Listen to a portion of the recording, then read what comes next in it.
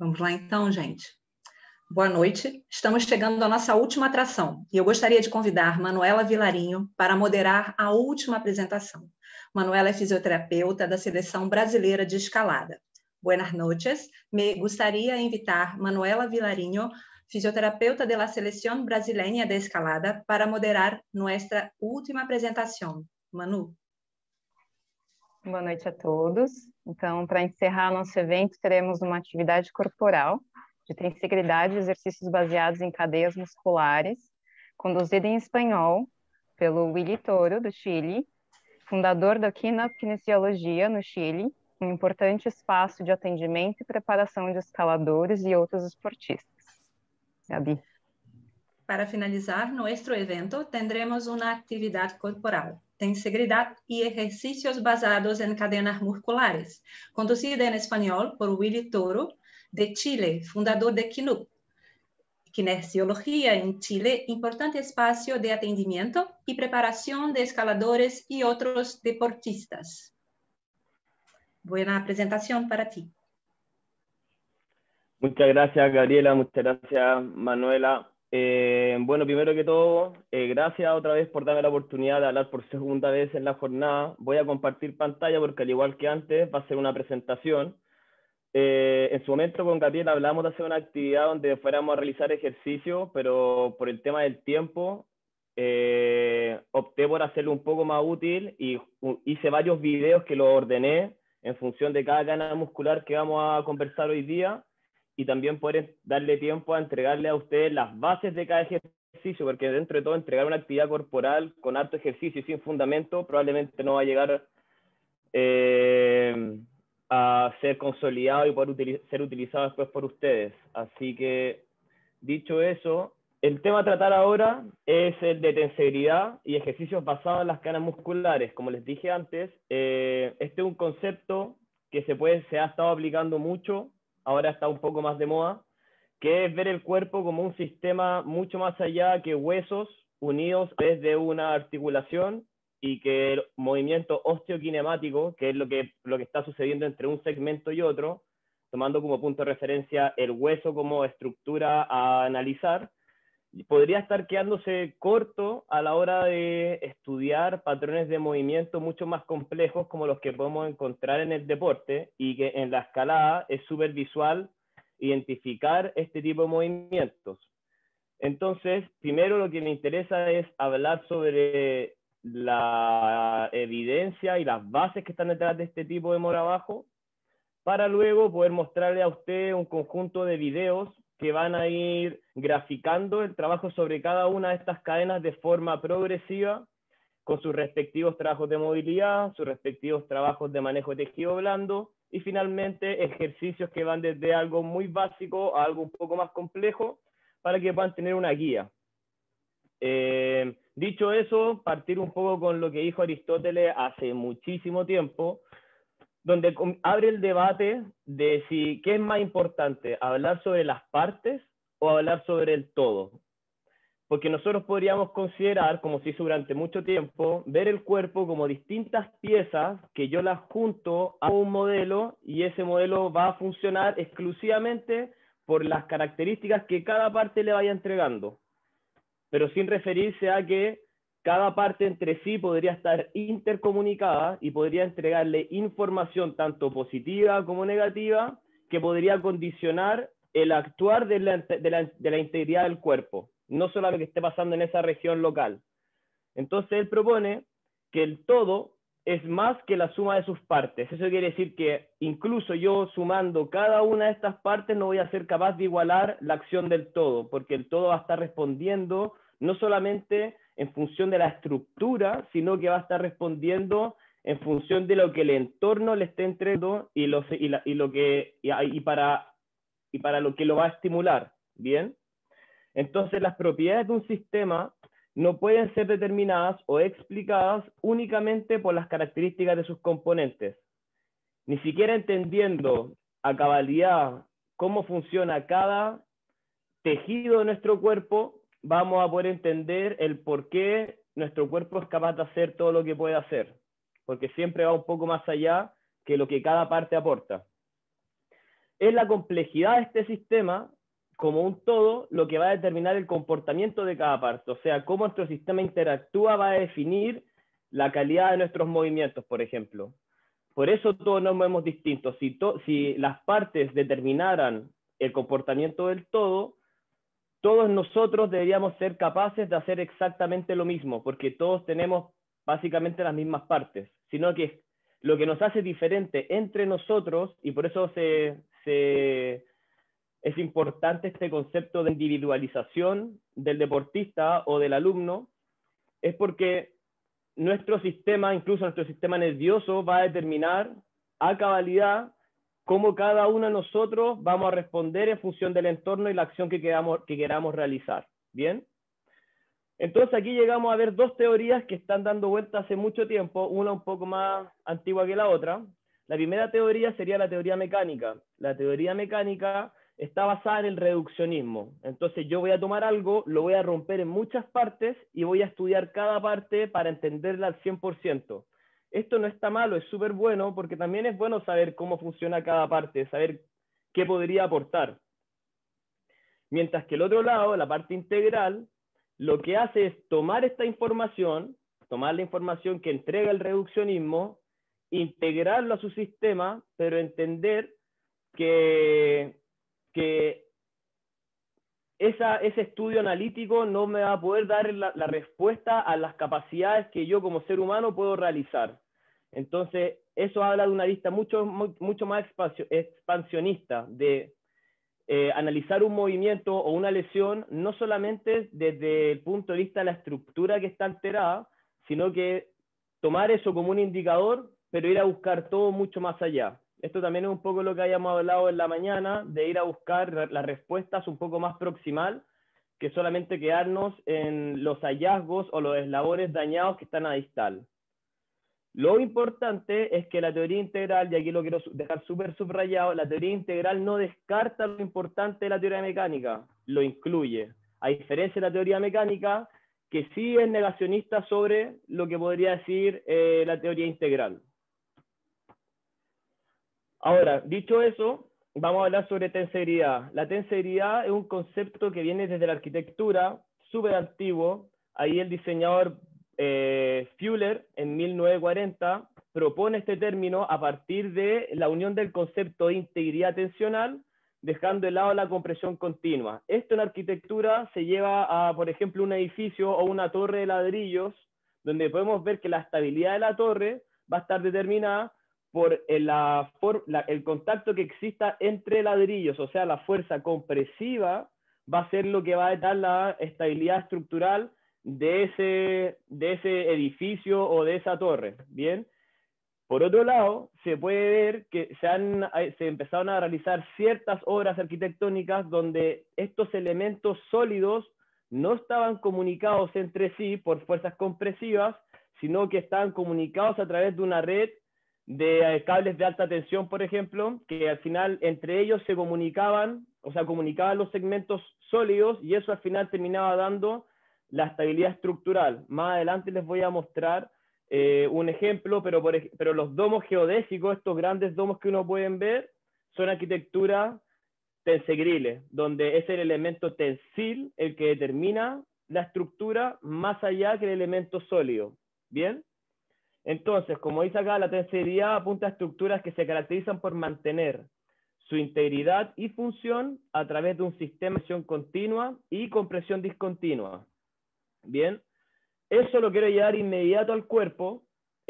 Nosotros cuando estudiamos la anatomía y la biomecánica del cuerpo, hay un espacio virtual que existe en cada articulación que se llama espacio interarticular, donde está la membrana sinovial, donde hay un líquido sinovial que lubrica la articulación para que ésta pueda tener un buen deslizamiento y una buena relación entre un hueso y el otro, y eso está en todo el cuerpo. En todas las articulaciones que nosotros podamos estudiar, existe este pequeño espacio.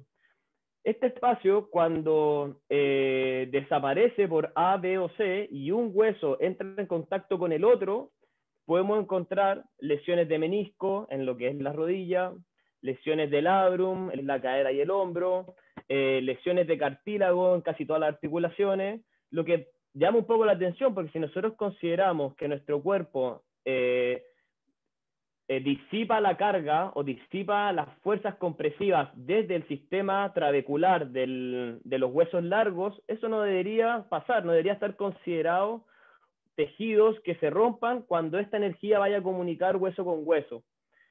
Entonces, al mismo tiempo, lo que nosotros tenemos acoplado a este sistema óseo compresivo, tenemos un sistema ligamentoso, un sistema capsular y un sistema músculo-tendinoso que recorre todo el cuerpo y que tiene la capacidad de, si es que trabaja de forma correcta, de disipar una gran cantidad de fuerza a través de la totalidad del sistema, lo que vendría a calzar de forma muy particular con este término de la tensegridad. ¿Bien?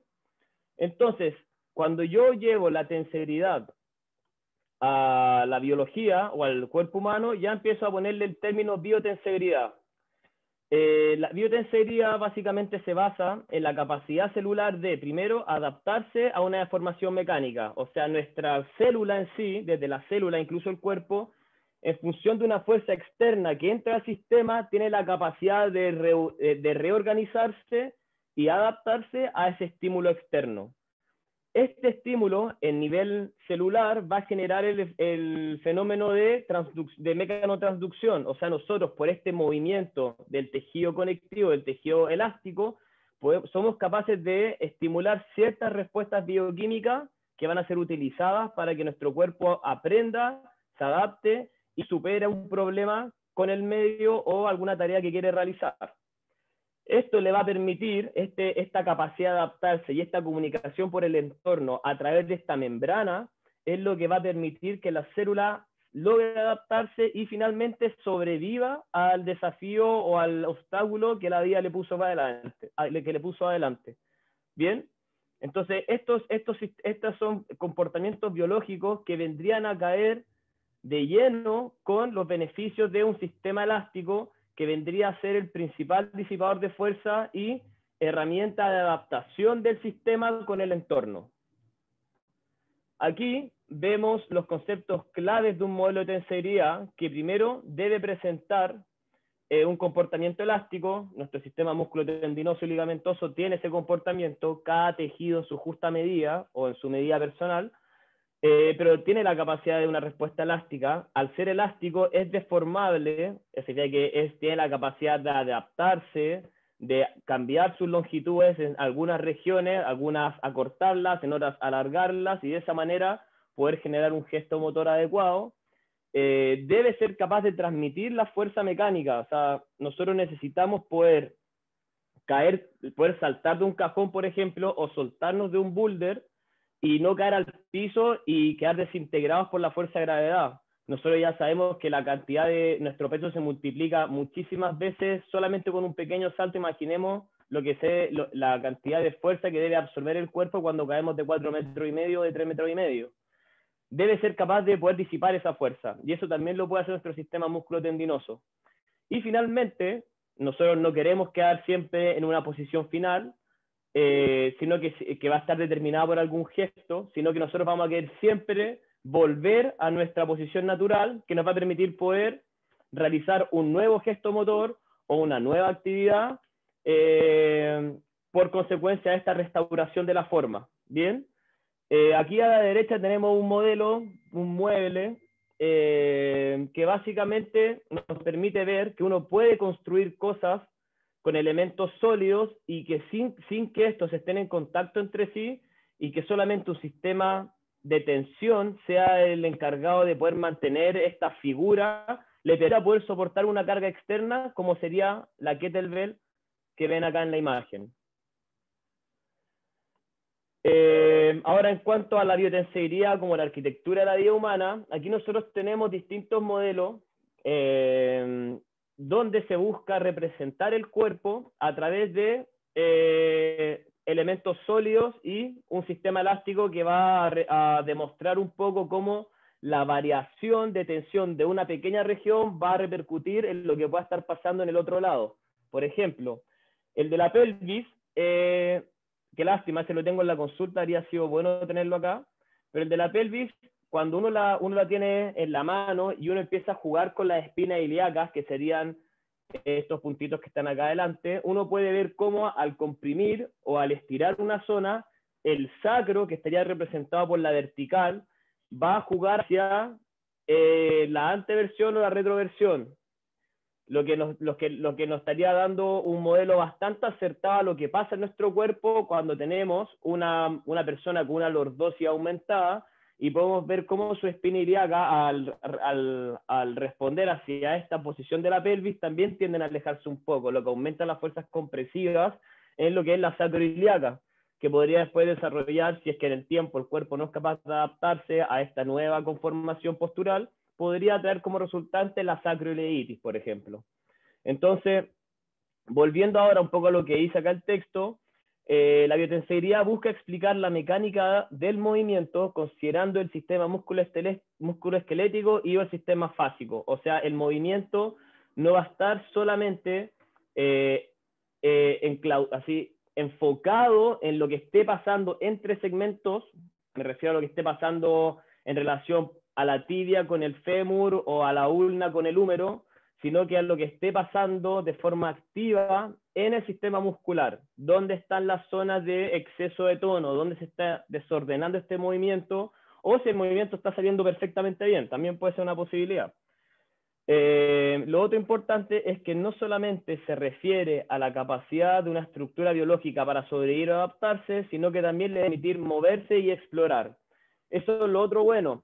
Lo otro importante, que cuando nosotros tomamos el sistema estructural, me refiero al sistema óseo, como la principal fuente de disipación de fuerza y el elemento más importante dentro de nuestra biología, como para poder mantener la postura, nosotros tenemos que recordar que si yo saco el sistema muscular, ese sistema óseo no puede hacer nada. Al mismo tiempo, el sistema óseo tampoco puede, o sea, el sistema muscular tampoco puede hacer nada sin ningún anclaje. Pero sí o sí vemos que lo que hace que un segmento y otro se muevan en tensión entre sí es que el sistema muscular esté funcionando comandado por un sistema nervioso central que esté determinando lo que está pasando con su entorno y esté tomando las decisiones adecuadas para poder proponer un movimiento que sea el adecuado.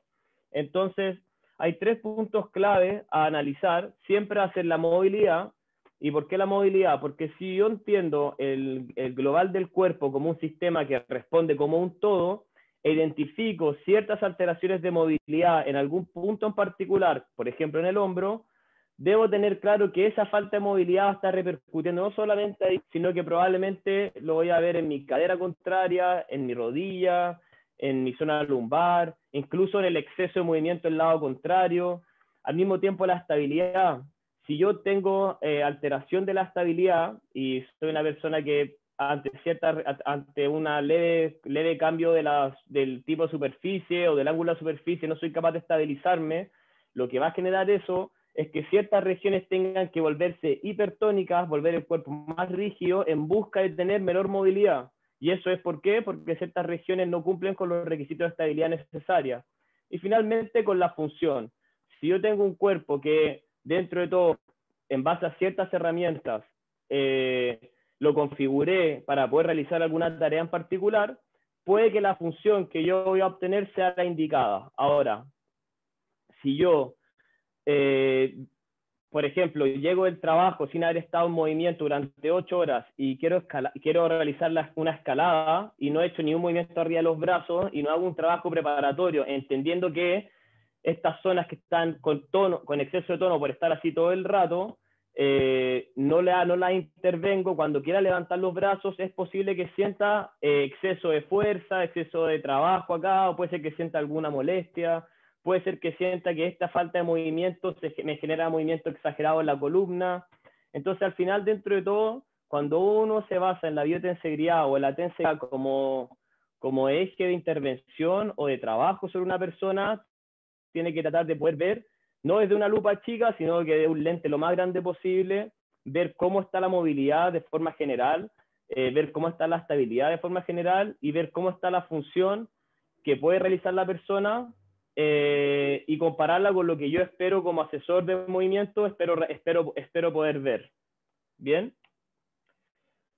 Entonces aquí Nikolai Bernstein, en la mañana también le hablé un poco sobre... Desculpa, tem como diminuir pouquinho mais a velocidade? Pode falar despacito, pouco mais despacio, ¿Ya? por favor.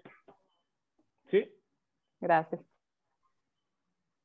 Ya. Entonces, Nikolai Bernstein, yo le hablé de este personaje en la mañana, sobre cómo él define la construcción del movimiento desde el tono hacia la acción.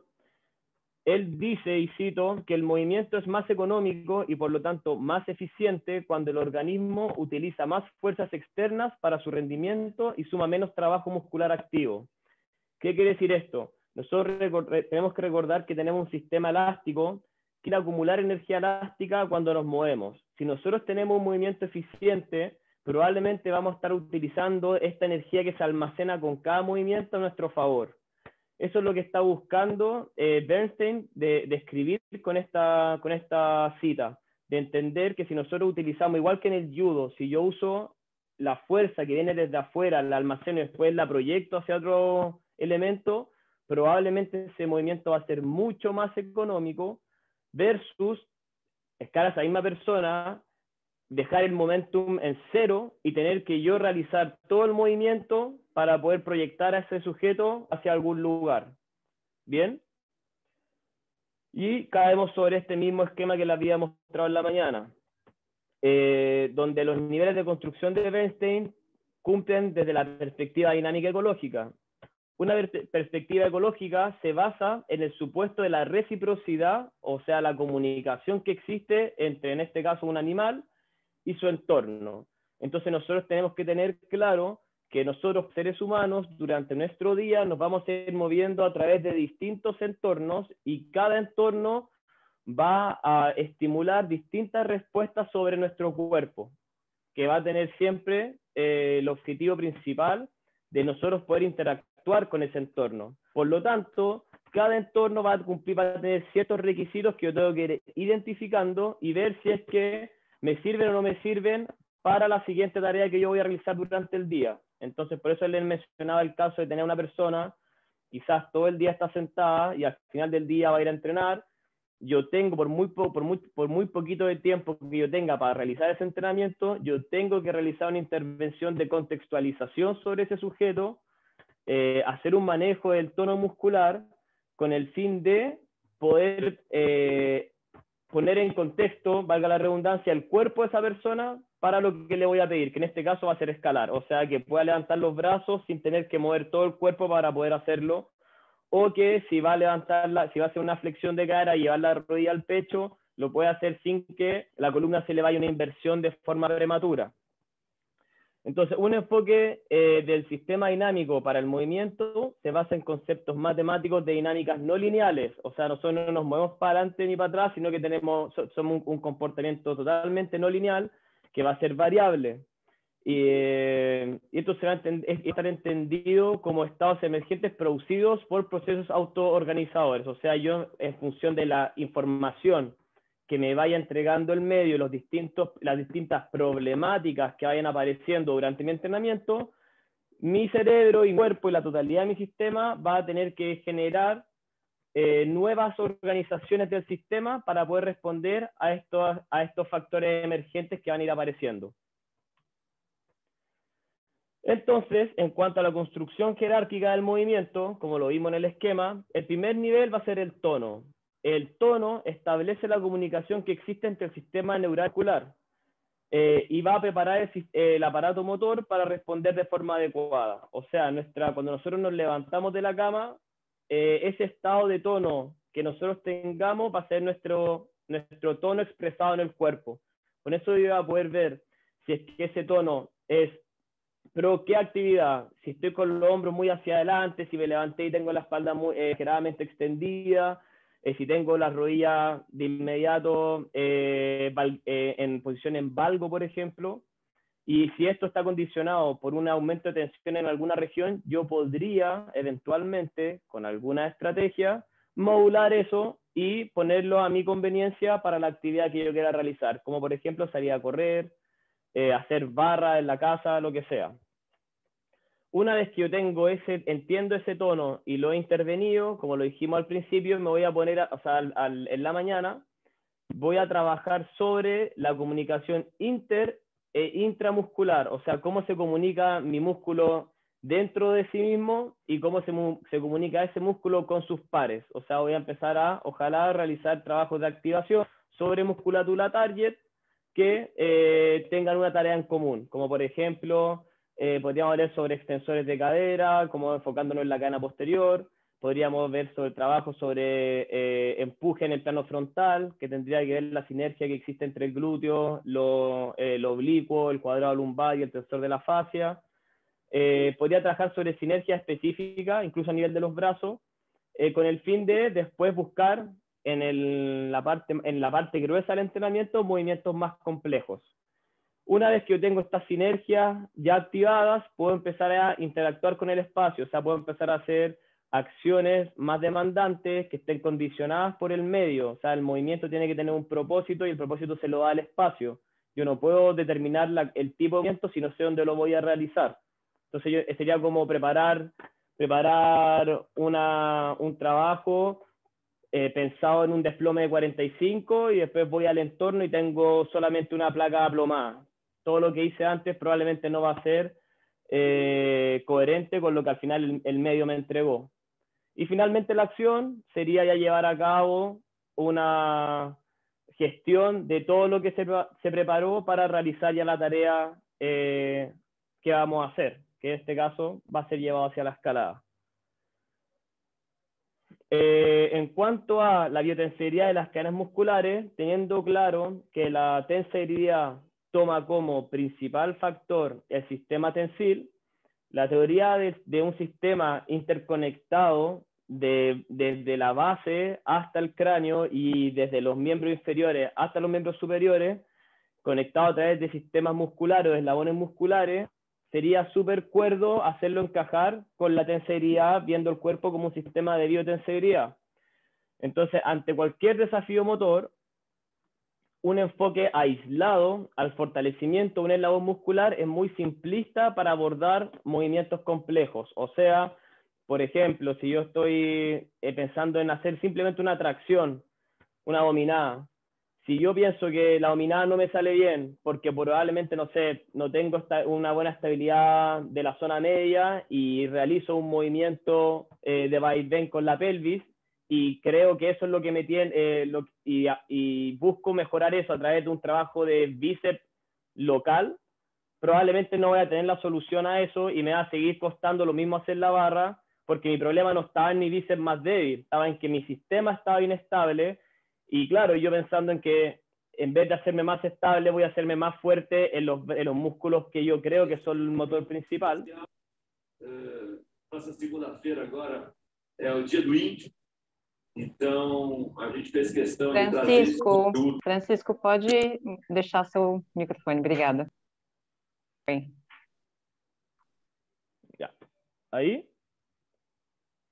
Bien, entonces, como les decía, si yo entiendo que para poder realizar un patrón, un ejercicio, por muy minúsculo que sea, entiendo que la ejecución de ese movimiento no va a depender solamente de un eslabón y va a depender de varios eslabones comunicándose entre sí, voy a estar basándome en una teoría como la teoría de la tensegridad y basándome en las cadenas musculares como elemento a intervenir y no solamente en músculos precisos.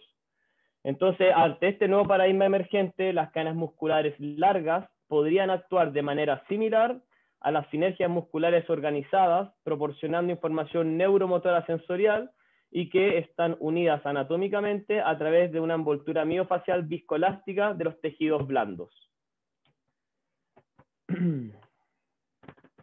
Entonces, ya empezar a terminar un poco con el tema teórico, la tensegridad en el cuerpo humano se puede justificar desde el punto de vista que sí presentamos un componente tensil continuo, que sería el sistema músculo-tendinoso, y sí presentamos un componente compresivo discontinuo, que sería el sistema óseo, que está separado por este espacio interarticular que existe en todas las articulaciones. Al mismo tiempo, tenemos que recordar que nuestro sistema muscular, como tiene descargas neuronales basales, tiene un estado de pretensión incluso en el reposo. O sea, nuestro cuerpo en ningún momento está 100% o no existe el momento atónico. La falta de tono es una patología y por lo mismo nuestro sistema no responde de buena manera, no hay tono muscular. Ahora, Stephen Levine propone que el tono muscular en reposo provee de compresión y tensión, provee de compresión y tensión entre los huesos, dándole al cuerpo la habilidad de estar erguido y moverse. Ese es el desde del tono muscular. De ahí adelante, el tono muscular nos tiene que permitir, pues, independiente de si sea bueno o malo, nos debe permitir poder estar de pie, vencer la gravedad, ojalá poder movernos. Y finalmente, una cadena cinética integral habla de que existen vías musculares que se interconectan y forman una red que tiene la habilidad de transferir la fuerza entre ellas. Finalmente, y ya con esto vamos a pasar directamente a los ejercicios, vamos a hablar sobre el entrenamiento, las aplicaciones prácticas en entrenamiento y rehabilitación. Los ejercicios deben adaptarse para desafiar al máximo la función excéntrica por este tema del efecto elástico, la estabilidad de las múltiples articulaciones, o sea, hacer movimientos multiarticulares que busquen la conexión de varios sistemas en un solo movimiento en pro de una misma tarea, el almacenamiento de la energía elástica y los rangos finales de movimiento, o sea, que buscar siempre la máxima amplitud que podamos controlar y que podamos tolerar. El control neuromuscular y sensoriomotor es potencialmente más importante que individualizar la fuerza muscular para controlar el movimiento. O sea, la información que mi cuerpo va a adquirir con movimientos complejos, obviamente bien guiados y ojalá bien ejecutados, va a ser mucho más enriquecedor que buscar potenciar todos esos músculos que participan en ese mismo movimiento de forma aislada. Y dominar el movimiento humano demanda altos niveles de aprendizaje motor y la utilización de una red global de cadenas musculares interconectadas que pueden acelerar el aprendizaje motor y generar un control neuromotor específico. Es un poco más de lo que le había mencionado antes. Entonces, lo que nosotros vamos a empezar a ver ahora es vamos a ver ejercicios y ciertas características que existen en las cadenas axiales y en las cadenas propias de los miembros superiores. Las cadenas cruzadas por tiempo, dudo que las alcancemos a ver, así que las omití. Prefiero poder mostrarles todos los videos y darle algunos tips en cada ejercicio y ojalá que quede tiempo para que podamos conversar un poco al final de la presentación. Entonces, lo que ven ustedes acá son las 4 sistemas de cadenas musculares axiales. Son axiales porque no intervienen en la mecánica de los brazos y básicamente su función principal es estabilizar. La función de las cadenas cruzadas de movimiento o los sistemas oblicuos, como también los pueden encontrar en la bibliografía, son los encargados de expresar el movimiento. Entonces las cadenas que les voy a mostrar ahora son netamente estabilizadoras, aunque una en particular, que esta última, sí tiene la capacidad y se destaca su trabajo en generar fuerza rotacional. Entonces, la primera que vemos acá es la cadena posterior, donde lo que llama la atención acá es que parte de la base del cráneo y viaja a través de toda la parte posterior y central de nuestro cuerpo hacia la base del pie. Esta cadena, la importancia que tiene es primero estar compuesta por músculos que tienen un gran potencial metabólico, donde son tolerantes a la fatiga, y básicamente porque su función o su razón de ser es estar todo el día venciendo la gravedad. Así que tienen que tener una gran capacidad y una gran tolerancia a la fatiga. Por otro lado, es una cadena muscular que la podemos dividir en dos.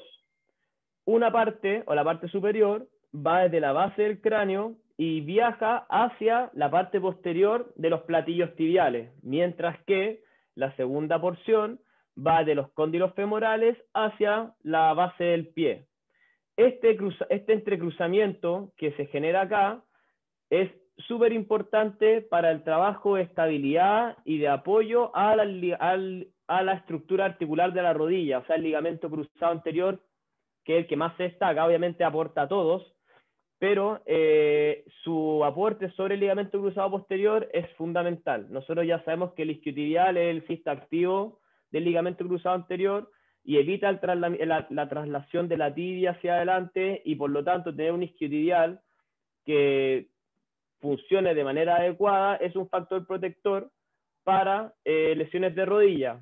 Pero con el tiempo nos hemos ido dando cuenta que muchas personas tienden a tener alteraciones en la activación del glúteo. No necesariamente que el glúteo no funcione, sino que puede ser que esté a destiempo o que tiene faltas de fuerza o que el tono que logra acumular no es suficiente para poder trabajar de forma predominante sobre la extensión de cadera y hace que el isquiotibial cumpla las dos funciones, ser un extensor de cadera y un flexor de rodilla, lo que lleva un gran componente de deterioro en el tejido tendinoso de la rodilla, posiblemente alteración en la inserción en la tuberosidad isquiática, sensaciones de fatiga en los isquiotibiales, desgarro isquiotibial, ruptura del ligamento cruzado anterior si es que el isquiotibial está en fatiga.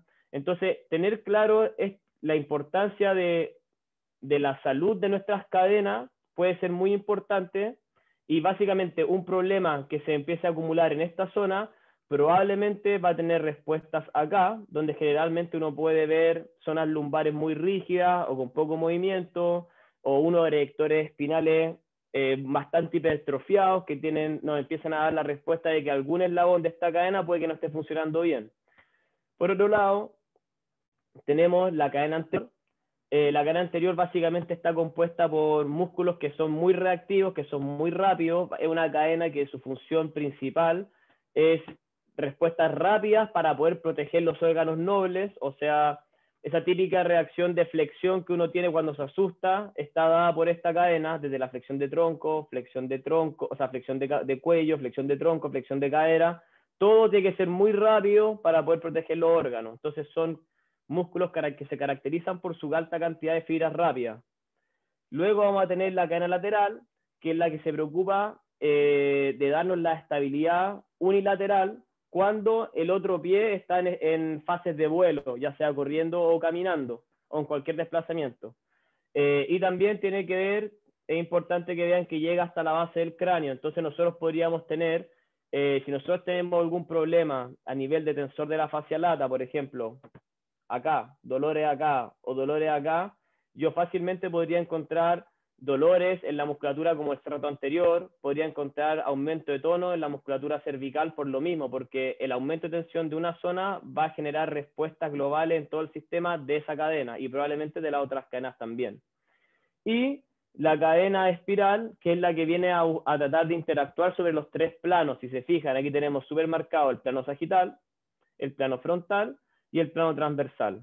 Entre estas cuatro cadenas se dominan los tres planos de movimiento. Entonces, lo primero que nosotros hacemos cuando queremos trabajar sobre una persona es, como le dije en un principio, hacer este contexto de movimiento, o sea, manejar el tono muscular, trabajar sobre el primer nivel que propone Bernstein y modular el tono. La modulación del tono se puede hacer desde el movimiento en sí o con algunas estrategias, como por ejemplo el manejo de tejido. Aquí básicamente lo que les voy a mostrar es cómo hacer un manejo de tejido en cada cadena muscular pasando por cada eslabón. Cuando uno interviene una cadena muscular y se quiere basar en este sistema, importante pasar por cada punto de la cadena que yo voy a trabajar. ¿Bien?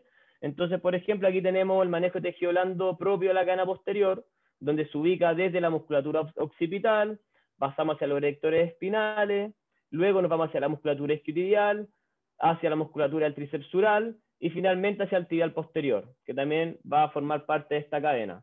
Aquí lo importante es el tiempo que yo voy a permanecer en ese punto. Se ha demostrado que mantener un punto de presión con un elemento lo más duro posible es lejos lo más efectivo versus hacer este automasaje de mover la cabeza y buscar que el dolor sea de forma intermitente. Lo que se ha visto que trae mejores resultados son tiempos de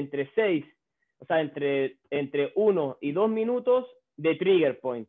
Punto gatillo, trabajar sobre esa zona. Aquí lo que tenemos es el manejo de tejido blando de la cadena anterior, partiendo desde el esternocleidomastoideo, pasando hacia los abdominales, principalmente en la porción superior, justo abajo del reborde costal, Recordemos que, bueno, en el caso de la escalada, el pecho cerrado es algo que se tiende a dar demasiado y las caras proyectadas hacia adelante también, lo que te genera una situación donde la parte de abajo de nuestro abdominal tiende a estar en situación de tensión, mientras que justo abajo el reborde costal tiende a haber una situación de compresión, o sea, de acortamiento o de hipertono.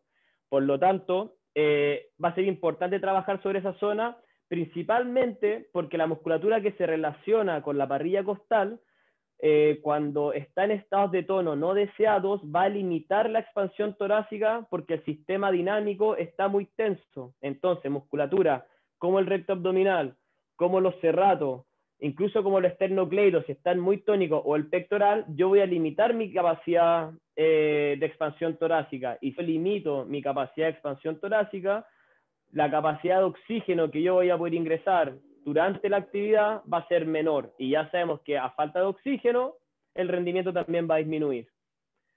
Después de esa parte, vamos a ir a trabajar sobre el tibial anterior, o sea, perdón, sobre el recto femoral y el cuádriceps, o sea, el recto femoral y los bastos, y finalmente sobre el tibial anterior.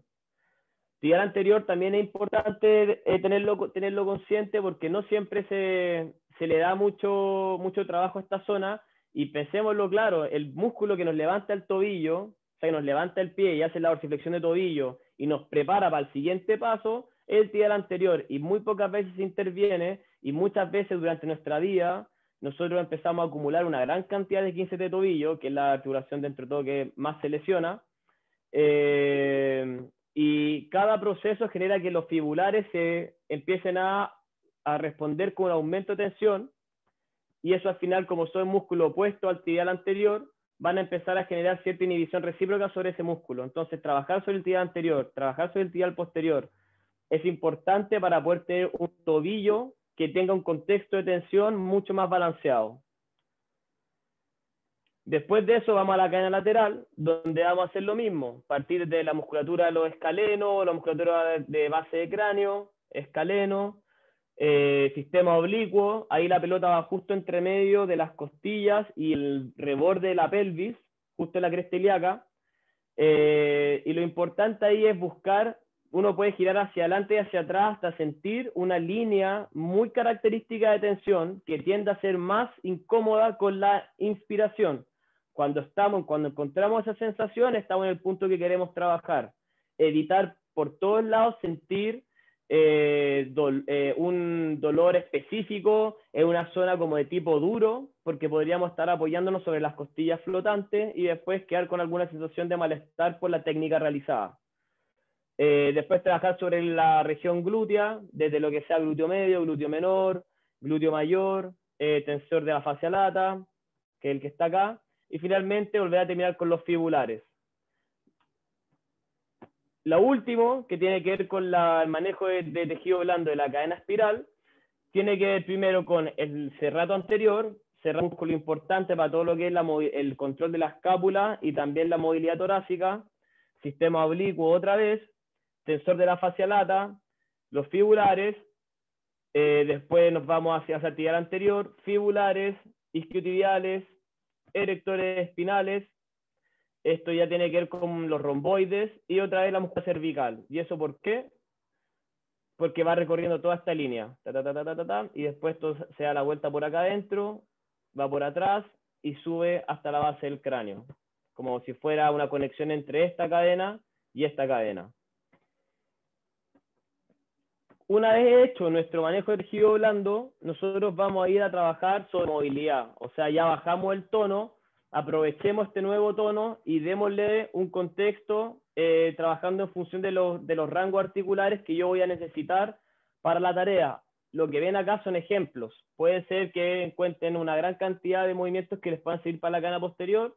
Esta es solamente una propuesta, donde va desde el eje, que sería la cadera, para luego pasar a la extensión de rodilla. Cada uno de estos puntos de movilidad, que ya estarían clasificados como estiramientos de corta duración, hoy en día antes se hablaba de estiramiento estático, estiramiento dinámico, estiramiento balístico, y dentro de los estiramientos estáticos se ha hecho una diferencia. Están los de larga duración y están los de corta duración. Lo que a nosotros nos importa es el total.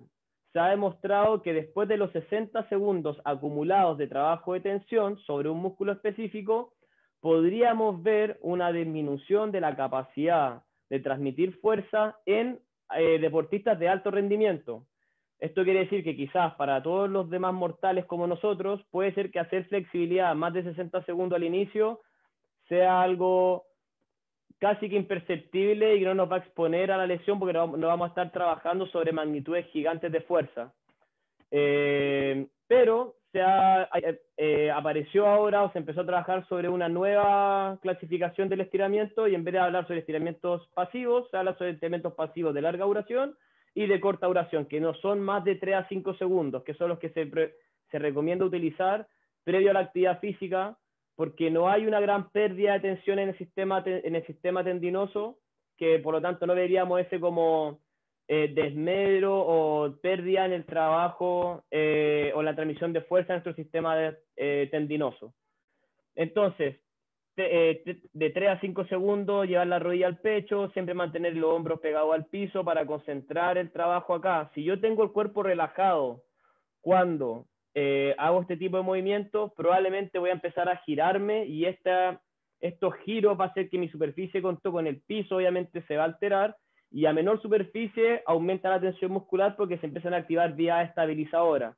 Entonces tener claro que mantener el cuerpo activo nos va a dar estabilidad y vamos a poder concentrar el trabajo de movilidad en la región que queremos atacar.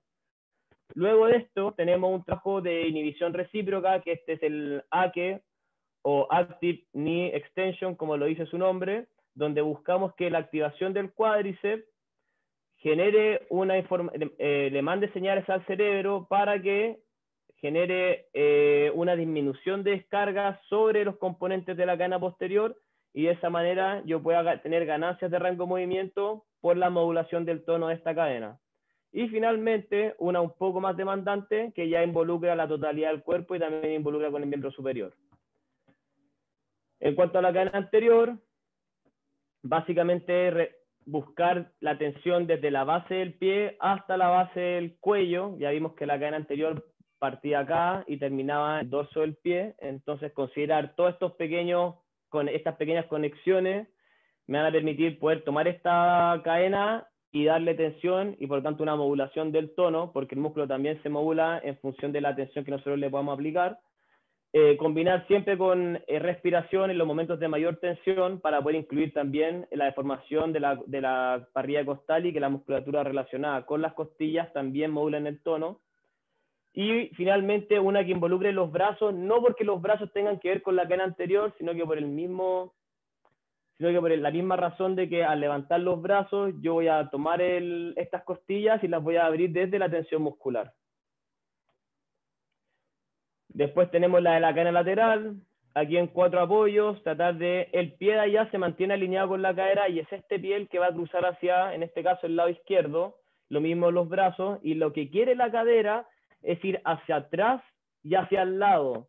Si yo me voy hacia el lado, lo que voy a hacer es aislar la tensión sobre el dorsal, y lo que yo quiero es concentrar la tensión en esta región. Obviamente, si logro tener tensión acá y acá, perfecto. Pero si solamente estoy encontrando tensión en el dorsal, puede ser que me esté quedando más en un trabajo para la cadena cruzada posterior que para la cadena lateral, que tiene el foco en esta zona. Aquí lo mismo, buscar la tensión completa, usamos los brazos para lo mismo que les dije antes, poder buscar una mayor separación en el espacio costal y tener esa modulación de tono de la musculatura intercostal y de todos los músculos que tengan que ver con la parrilla costal. Y finalmente, una que se tiende a hacer el desplazamiento, que es más dinámica, que es yendo hacia el lado, donde buscamos lo mismo, pero incorporamos posiciones más inestables, que van a favorecer también esta comunicación que exista entre músculos. Finalmente, aquí tenemos movilidad para la cadena espiral. Dentro de todo aquí lo que yo destaco más es la superficie de contacto, buscar trabajar con posiciones estables antes de ir a buscar posiciones donde la superficie de contacto con el piso sea más pequeña, ¿bien? Porque si nos sentimos inestables durante la ejecución del movimiento, probablemente sí va a haber una mejora de la comunicación inter y intramuscular, pero si estamos muy inestables, vamos a generar un aumento del tono que nos va a limitar el rango de movimiento. Entonces ahí uno tiene que ir eligiendo, ser bien criterioso de cuándo hacer el paso a una posición de movilidad que sea más extrema o más inestable. Aquí lo más importante en todos estos ejercicios que involucran la rotación y la apertura del pecho, y en verdad cualquier momento de aumento de tensión, siempre preocúpense de respirar profundo, inflar bien la parrilla, meter mucho aire dentro de los pulmones, que se expanda lo mayor posible la parrilla costal, porque al final eso también va a tener beneficios sobre el tono de la totalidad del tronco. Dicho eso, ya hicimos el manejo de tejido blando, ya hicimos la movilidad. Entonces lo que les voy a empezar a mostrar ahora son videos de ciertos ejercicios que van a ser progresivos entre sí, donde podemos ver graficado cada una de las cadenas que voy a trabajar. Entonces el primero, la posición de L-sit, que es estar sentado en L. Lo importante es mantener siempre el tobillo en 90 grados, la rodilla completamente extendida y el tronco largo hacia el techo. ¿Bien? Y lo que yo voy a tratar de hacer es, en este contexto de estabilidad, voy a buscar hacer un press y levantar los brazos sin que se desarme mi posición. En ese punto va la inhalación, bajo, exhalo. Arriba, inhalo, bajo, exhalo. Siempre pendiente de que esto esté muy activo, cosa de estar generando inhibición recíproca constante sobre la posición y que la posición la esté soportando yo voluntariamente por mi sistema muscular y no por la comodidad de la posición. O sea, aquí el trabajo tiene que estar en esta zona de que jamás se curve hacia adelante. Si es que la persona no es capaz de poder mantener esta posición, yo puedo buscar una flexión de rodillas la máxima necesaria para poder hacer el movimiento sin generar alteraciones en la zona lumbar e ir progresando, alejando los talones hacia la extensión completa.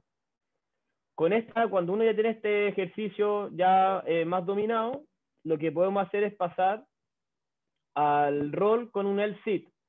Entonces aquí ya vamos a empezar a trabajar sobre el recoil. El recoil es el efecto elástico que existe en nuestro sistema muscular. Entonces, lo que yo hago acá es dar un trabajo de almacenamiento de energía elástica en la cadena posterior, que después lo voy a utilizar de forma eficiente para poder llegar al L-sit otra vez. Vamos acá. Entonces, la idea acá, los talones no se tienen que levantar del piso, voy largo atrás y después ruedo sobre la espalda y realizo el press. Otra cosa importante es que cuando yo voy a hacer el roll, lo importante es sentir que efectivamente yo ruedo sobre cada vértebra y no le pego. Cuando lo prueben, si es que lo prueban, se van a dar cuenta que si lo hacen muy rápido y si se ponen muy rígido en la zona lumbar, van a pegarle con la zona de la pelvis o la zona lumbar al piso, y eso no tiene que pasar. Con eso ahora vamos a dar a un ejercicio que se enfoque más de forma concéntrica, obviamente con un componente excéntrico, en la cadena posterior, pero más hacia las piernas. Ya vimos lo que podíamos hacer desde los brazos y la integridad, ahora podemos ver lo que pasa desde las piernas con un puente glúteo y roll. Aquí lo que a mí me gusta hacer es darle el orden de programación al glúteo con el isquiotibial. Entonces busco primero la extensión de cadera, la fijo de forma voluntaria con el glúteo, consciente, yo consciente estoy buscando sentir ese músculo bien activo, bien con una buena contracción, y luego realizo el movimiento de flexión de rodillas sin que se pierda la extensión de cadera. O sea, ser capaz de poder tener el glúteo activo y sin que eso se pierda, incluir el isquiotibial dentro de la mecánica. Willy, perdona, tenemos solamente como 8 minutos. ¿Estás bien? Sí, está perfecto. ¿Sí? Gracias. Entonces, vamos a alcanzar a terminar sí o sí los videos. Bueno. Ya. Ahora lo otro que podemos hacer es un trabajo que incluya los brazos y ambidextación, que es un peso muerto con un remo, donde lo que yo busco es comunicar la extensión de cadera, buscando la vertical e incluyendo la acción de los brazos para aumentar el trabajo en la musculatura erectora espinal o posterior del tronco. Y finalmente, ejercicios más dinámicos que podemos realizar desde el swing de kettlebell, que dentro de todo lo que busca es optimizar este comportamiento elástico desde la cadena posterior, de este elemento que son las kettlebell, y un ejercicio de fuerza súper conocido, que ya vendría siendo el peso muerto convencional o el rumano, la versión que ustedes quieran realizar. Luego de eso, vamos a pasar a la cadena anterior, donde el primer nivel, desde mi punto de vista, podríamos partir del Curl-Up McGill, o que es la base más simple del bicho muerto, pero el bicho muerto a entregar una buena información, ya que nos permite mover el cuerpo manteniendo el tronco estable. Yo lo puedo hacer de forma asimétrica, puedo mover un brazo, después el otro, un brazo y una pierna. Ahí yo veo cómo voy generando variabilidad sobre este ejercicio. Con bien puedo darle una carga externa, dejar fijo la zona inferior del tronco y generar movimientos con los brazos. Finalmente, también lo que puedo hacer son trabajos también de comportamiento elástico, donde voy a buscar con un peso aumentar la tensión de toda la cadena anterior para luego liberarla hacia un slam o un lanzamiento. Entonces acumulo energía y luego la libero desde el sistema elástico. La sensación de esto es exactamente como un resorte. Uno siente la tensión desde el tríceps y siente como toda la parte anterior del tronco tiene la necesidad de ir hacia el patrón flexor. Y un ejercicio ya más concéntrico, probablemente una fase excéntrica importante que yo puedo realizar, es el pike, que ya es súper sabido lo eficiente que es para trabajar sobre el sistema estabilizador de tronco. Ejercicios de cadena lateral son los que se enfoquen más que nada, obviamente, en la región lateral del tronco, teniendo como foco el glúteo. Aquí tenemos una variante de una plancha lateral, o sea, una plancha lateral de un puente glúteo, donde lo que se busca es llevar la cadera hacia el cielo, la horizontal del tronco, y empujar con rodilla y pie para poder realizar el movimiento. La rotación del tronco va a venir a favorecer también los sistemas oblicuos, que también tienen como punto de conexión justo en la zona donde está el glúteo con el tensor de la fascia lata y el glúteo menor. Así que la sensación de trabajo por ese ejercicio es muy notoria. Los swing, la estocada lateral, también lo mismo, al incluir el elemento como la kettlebell aumenta el componente elástico, aumenta la demanda extra y el foco de trabajo acá también va a aumentar. Finalmente puedo incluir elementos un poco más complicados que involucren un shuffle o un desplazamiento con una amortiguación y luego un trabajo mucho más dinámico que es jugar desde la estocada hacia la posición asimétrica de pie. Trabajo incluyendo el balón que involucran el recoil en toda la cadena como este, también les pueden servir, donde pueden ver que durante todo el ejercicio se busca el aumento de tensión de esa zona para luego usarlo como el gatillo que va a terminar proyectando la pelota al piso. ¡Pam! Ahí está el aumento de tensión y luego eso genera todo el movimiento. El sumo punch también es un ejercicio que busca el anti-inclinación, donde dentro de todo buscamos incluir el glúteo desde esa abducción y rotación externa de cadera y luego lo fijamos al tronco desde el cuadrado lumbar y toda la musculatura que tenga que ver con este componente estabilizador, y no hay que olvidar lo que está pasando en esta cadera para poder fijar la posición desde la pelvis. Y finalmente, los ejercicios de cadena espiral, que lo que tienen que tener como componente importante es la rotación del tronco, donde vamos a tener primero, este debería ser un peso muerto unilateral con press, donde ya es solamente el hecho de que tengamos la rotación y un apoyo en un solo miembro, porque se activen todos los sistemas antirrotacionales por el hecho de tener el peso acá, incluyendo el sistema anti-inclinación. Aquí tenemos un trabajo un poco más activo que busca la rotación desde el recoil y luego recuperar la posición inicial. Al final la misma kettlebell hace este efecto elástico en toda la cadena y hace que esto vuelva a la posición. Y tenemos un trabajo rotacional un poco más específico con balón, donde lo que se busca es lo mismo. Todos estos son trabajos de tensión elástica y buscando la eficiencia del componente rotacional. Finalmente, vamos a tener un trabajo con banda elástica, también buscando siempre el plano transversal, buscando esta rotación del tronco. Y por último, si no me equivoco, este debería ser el paso frontal, el swing con frontal, que va a venir a buscar lo mismo, que es este componente rotacional dentro de los movimientos que vamos a realizar. Tenemos, no sé si vamos a alcanzar a hacer esta, creo que no. Manuela, Sí. ¿De cuánto la tiempo terminamos. precisa? Oh, Bueno, puede, esto puede hablar un poquito más. Está muy, muy bueno, muy interesante. Ah, ya, entonces sigo. Sí, Me queda poco, me queda esto y terminamos. sí, gracias. Ya. Entonces, cuando hablamos sobre lo que tiene que ver con nuestros brazos, es lo que nosotros vamos a ver acá, la cadena profunda y la cadena superficial del miembro superior. Aquí vemos la anterior y aquí vemos la posterior. Esto a mí me ha servido mucho porque una gran cantidad de problemáticas que nosotros podríamos ver, como la epitrocleitis o la epicondilitis, casi siempre vamos a poder ver que tanto bíceps como pectoral podrían estar afectados, incluyendo acá podemos ver cómo, y podríamos, o sea, si tenemos eso claro y vemos que se repite el patrón donde los puntos de mayor tensión se concentran en la cadena muscular, sabemos que no solamente nos va a bastar con soltar acá o con hacer trabajos de movimiento acá, sino que vamos a buscar, ojalá intervenir toda la cadena, porque un problema acá sí o sí va a tener un problema en esta zona, porque es una cadena donde todo el eslabón va a responder en función de la tarea o en función del problema en general.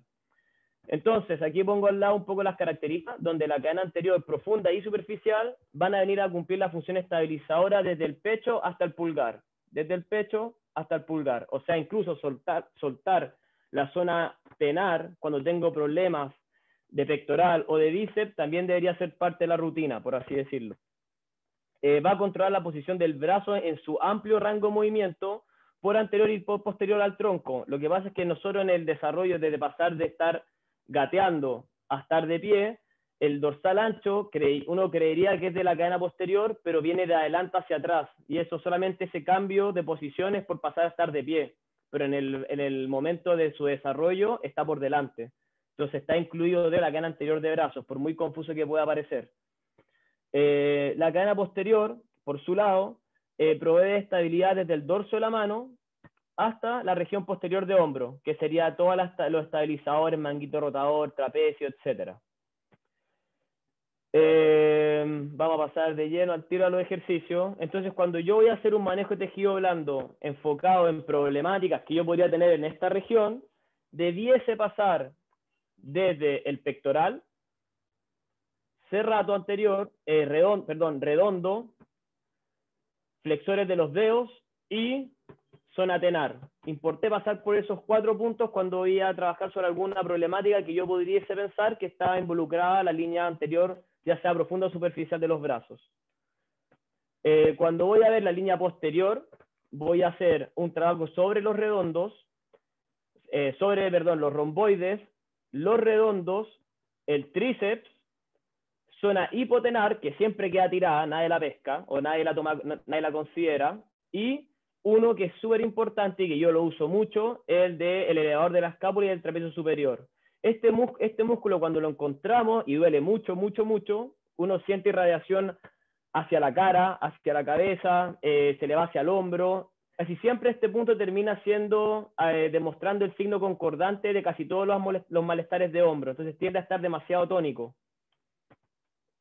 En cuanto a la movilidad, lo que busca es más trabajo sobre el pectoral, o sea, está mucho más cadena anterior, superficial del miembro superior, mientras que esta, cuando uno la realiza bien, logra sentir bíceps, toda la cara medial del antebrazo, pectoral, hasta la cadera. Aquí si se fijan, este es mucho más de cadena cruzada anterior que solamente miembro superior.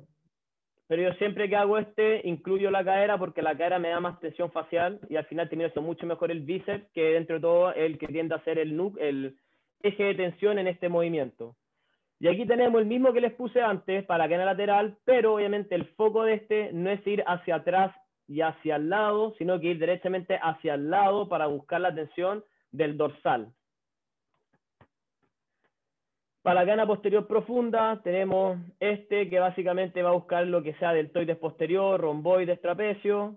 Aquí tiene que ver más que nada con la musculatura de cuello, trapecio superior, elevador de la escápula, deltoide anterior. Lapley está enfocado más que nada en el tríceps y en todo el componente que sea extensor de codo.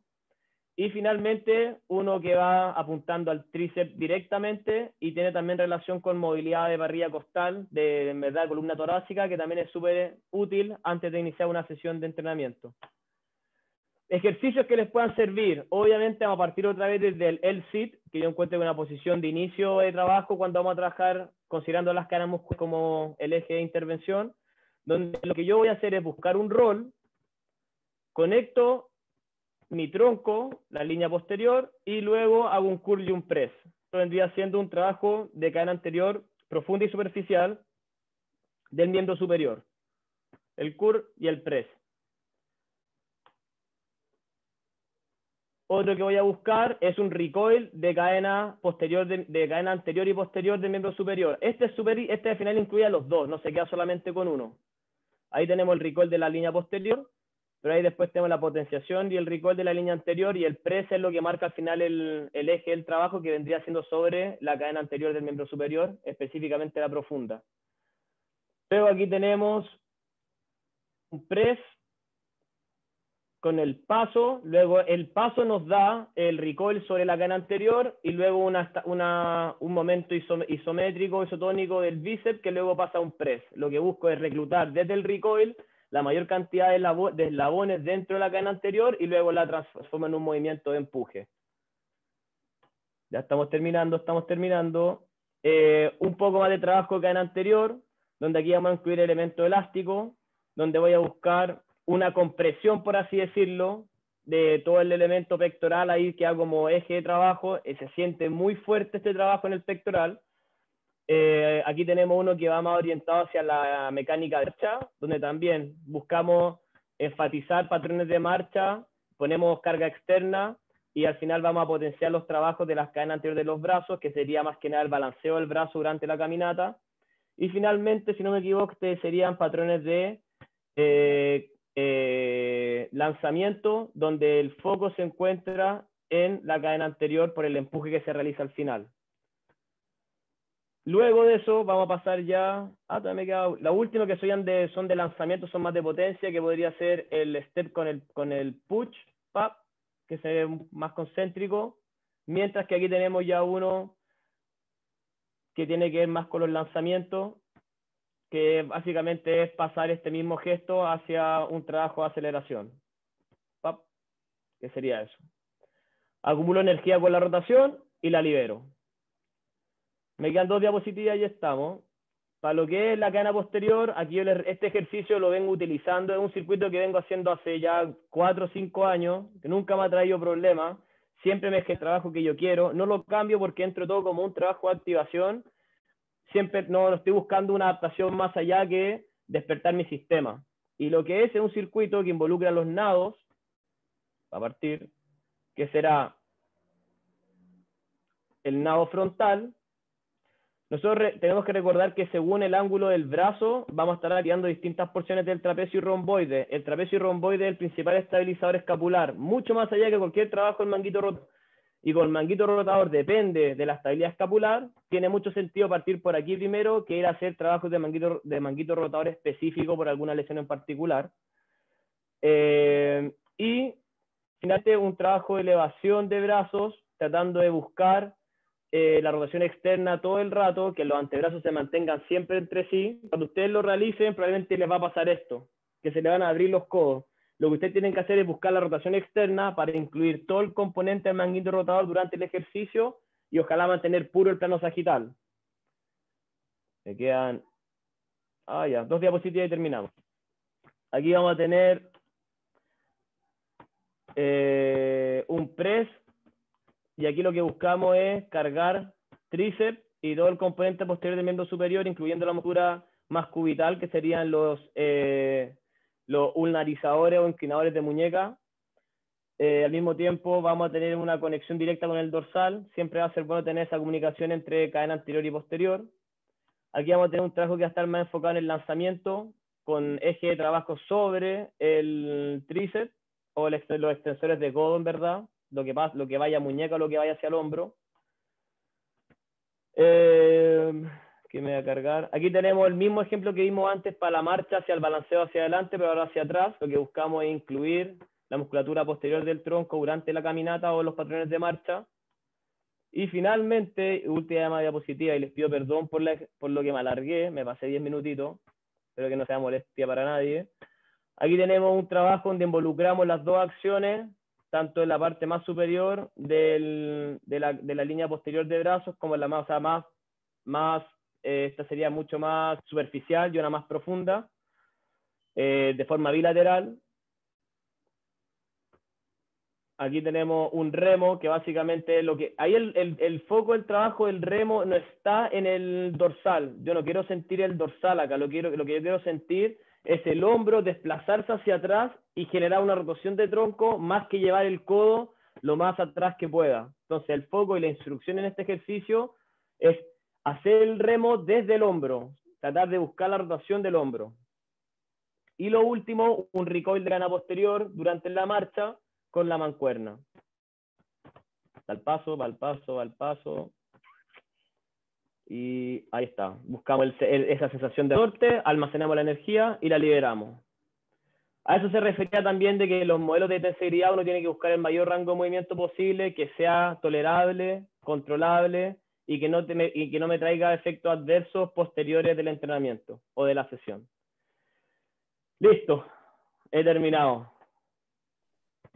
Increíble, muy buena y bonita presentación. Gracias. Qué bueno que les haya gustado. Sí. Si ustedes quieren hacer algunas preguntas, yo tengo tiempo igual, no estoy apurado. Bueno, Willy, la verdad sí hay varias preguntas del chat, entonces te las voy a hacer, comenzando por esta. ¿Cuáles son las ventajas de trabajar con cadenas musculares para el escalador? Português. Quais são as vantagens de se trabalhar com cadeias musculares para o escalador? ¿Sí? Ya, lo importante del trabajo de cadenas musculares en escaladores es que es buscar poder conectar hombro con la cadera contraria. Entonces nosotros cuando vemos al escalador, el escalador es mucho más dominante o superior, lo que significa que tiene un gran déficit o retraso o alteraciones motoras en lo que está pasando de la cintura para abajo.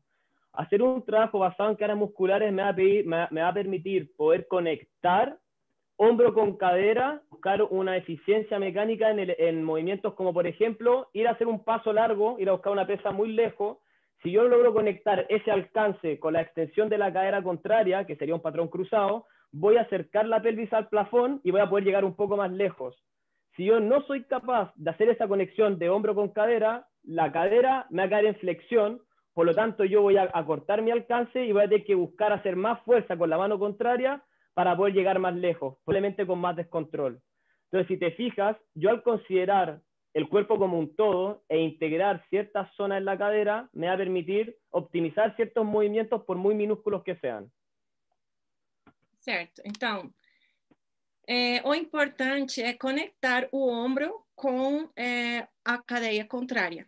No caso, para poder encontrar os déficits que tem, o déficit motor que tem da cintura para baixo para o escalador que tem, tipo, o ombro aqui e não conecta com o quadril, né? Aí, nesse caso, seria da forma que a gente conseguisse fazer, procurar essas deficiências mecânicas e conectar o ombro com o quadril, de forma que quando, por exemplo, o escalador vai se aproximar de uma pressa que está bem alto, né, tem que esticar o braço, aí ele consegue aproximar o quadril da parede e aí ele consegue alcançar a pressa, né? Se ele tiver esse déficit, ele não vai conseguir esticar o quadril vai ficar em flexão e aí então ele não vai alcançar essa extensão tão longa como se ele conseguisse trabalhar essa cadeia, né, juntar essas duas cadeias para ele ter uma maior extensão e ter um maior alcance. Siguiente pergunta, Willy. Es la siguiente. ¿Cuáles son las cadenas musculares más utilizadas en la práctica de escalada? ¿Cuáles son as cadeias musculares mais usadas na prática da escalada? Ya, convengamos que todas las cadenas funcionan siempre. ¿Ya? O sea, partamos desde la base que todas están trabajando, que unas trabajen mejor que otras es donde vamos a hacer la diferencia. Generalmente el escalador y esto lo heredamos desde los primates. Nosotros tenemos una cadena que es la cadena de tensión o de tracción, que es la que más usa el escalador, que básicamente va desde los dedos, va hacia el antebrazo, los flexores del antebrazo, pasa hacia el braquial, del braquial pasa al pectoral, y del pectoral conecta con el recto abdominal llegando al pubis. Essa é a cadena que mais utiliza o escalador. Certo, então ele diz que todas as cadeias são usadas, todos os músculos, só que umas são usadas mais que outras. Que nesse caso, a que mais é usada é uma cadeia chamada cadeia de tração, que é uma cadeia que a gente pegou também dos primatas, e que é a mais usada, né, que vem dos flexores até passando por tórax, o peitoral até o recto, né? Seguinte pergunta. Un momento.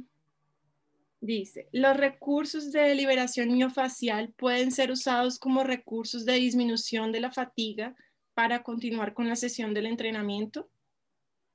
No, lo que hace el manejo de tejido blando,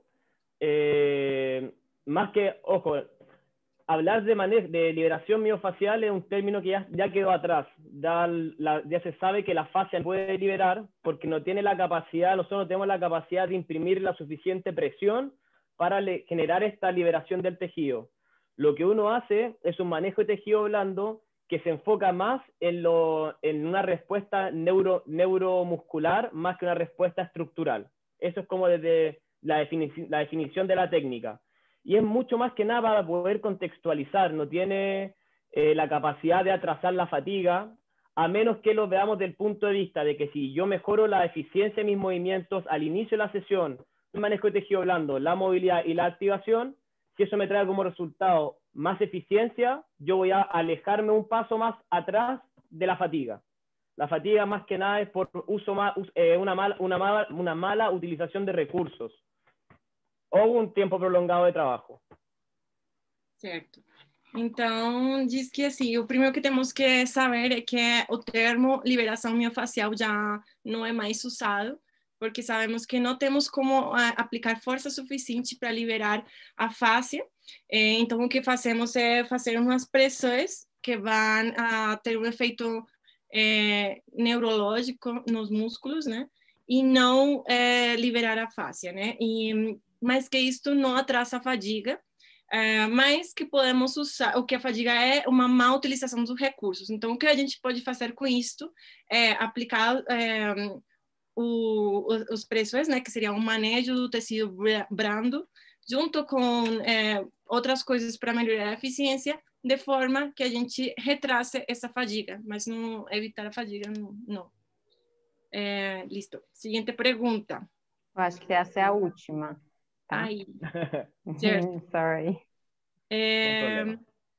¿Cuál es la relación del diafragma con las cadenas musculares? ¿Debe haber mucha interacción por la biotensegridad? ¿Cómo puedo aprovechar mejor su función? Ya, el diafragma no se ve ni una de las fotos que les mostré, porque el diafragma está dentro de la cadena anterior profunda, es donde están los aductores, que creo que él también preguntó ahí por dónde están los aductores, las cadenas musculares. Hay un sistema que tiene que ver con la parte más interior del tronco, que es el sistema de las cadenas cruzadas anteriores profundas, donde está incluido el diafragma, está incluido el psoas, está incluido todos los músculos mucho más interiores del tronco. ¿Cómo el diafragma se ve beneficiado con este sistema de trabajo? Es que yo voy a facilitar el trabajo del diafragma siempre y cuando permita que mi parrilla costal sea más deformable. No saco nada con tener un diafragma que baje a piso si es que mi parrilla costal no se expande en las tres dimensiones, o en las dos dimensiones que me quedan, que sería la anterior y la medio lateral. Entonces, si yo trabajo desde la liberación de la musculatura que me comprime el pecho, voy a hacer un trabajo indirecto que va a potenciar la función del diafragma, que ya sabemos que se puede trabajar desde algún ejercicio específico de respiración al inicio de la sesión. Certo, então ele diz que nas fotos que ele mostrou não aparece o diafragma, porque ele está incluído dentro da cadeia mais profunda, anterior profunda, e aí está junto com os músculos interiores do tronco, O que podemos fazer com o trabalho, né, de exercício é ajudar a que nossos músculos do tronco, né, eles consigam se expandir mais, de forma que assim podemos também facilitar com que o diafragma trabalhe melhor. Então, o diafragma, vamos dizer que ele pode ser melhorado com os trabalhos de respiração, mas então a gente facilitando a mobilidade de todos os músculos aqui do tronco, a gente consegue também melhorar o trabalho do diafragma. Se vê, vamos dizer que é beneficiado nesse caso. Certo? Então, não há mais tempo. Dá mais tempo Não, de pergunta? infelizmente. Agora eu vou passar a palavra para o Arthur Chitão. Sim. Em primeiro lugar, agradeço aí Manuela e Ângela por todo esse trabalho, Willy pela palestra. Muito obrigado aí pelas informações e o esforço de vocês para nos fazer entender. Gabi, antes de começarmos com o bate-bola, eu queria pedir para o pessoal abrir as câmeras, porque daí a gente pode fazer uma foto com o rosto de todos. Ângela, você pode fazer esse pedido em espanhol?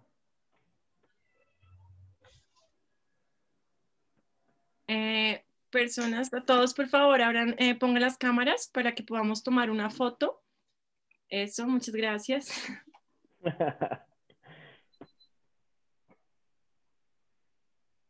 Tá. Não, mas... eu vou mudar as páginas e vou tirar 3 fotos.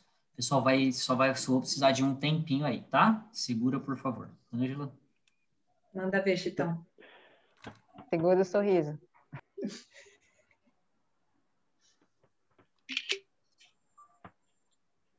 Falta Nelson, que não dá para ver ele. Isso.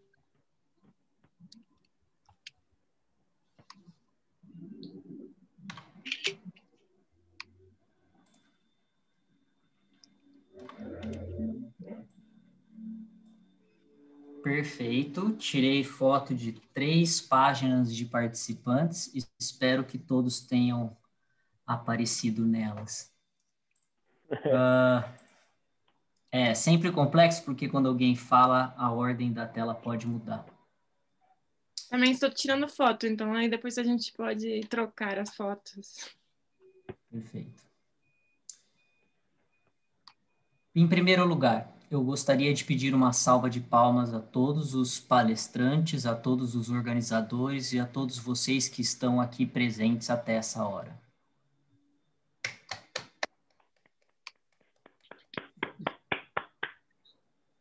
Boa, galera do bem! Com esta atividade, encerramos o primeiro Simpósio Internacional de Saúde do Escalador, organizado por Gabriela Saliba e ABE. Vocês receberão seus certificados de participação por e-mail. Agradecemos a presença e a participação de todos, da comunidade nacional e internacional que participaram e contribuíram para esse evento. Agradecemos também as empresas que abraçaram o evento, a Crux Agarras Esportivas, o Instituto Ramatur, Inspirar Rio de Janeiro, a Prudential e também a ABE com seu papel institucional. Aproveitamos para anunciar a realização da 2ª edição desse evento, programado para novembro desse ano. Aguardem que logo enviaremos novas informações. De todos os envolvidos na realização desse evento, nosso muito obrigado. Boa noite. Muchas gracias, Chitão, Manu y María Fernanda por sus moderaciones y Ángela por traducir para nosotros. También muchas gracias a Neudson por toda ayuda. Willy, su presentación fue fantástica. Agradecemos muchísimo. Con esta actividad, nosotros finalizamos el primer Simpósio Internacional de la Salud de Escalador. Las personas que llenaron el link de presencia recibirán el certificado de participación por email. Agradecemos también a todos que apoyaron el evento. Crux Agarras Esportivas, Instituto Ramatur, Inspirar Rio de Janeiro, Prudential y especialmente a ABE por la organización. Aprovecho para anunciar la realización de la 2ª edición de este evento programada para noviembre de este año. Aguarden que muy pronto enviaremos nuevas informaciones. De parte de todos los encargados en la realización de este evento, agradecemos muchísimo. Buenas noches a todos. Chao. Chao, buenas noches. Muchas gracias por todo. Até mais, pessoal. Obrigado, hein? Valeu, galera. Obrigado, Gabriela. Boa noite. Nilson.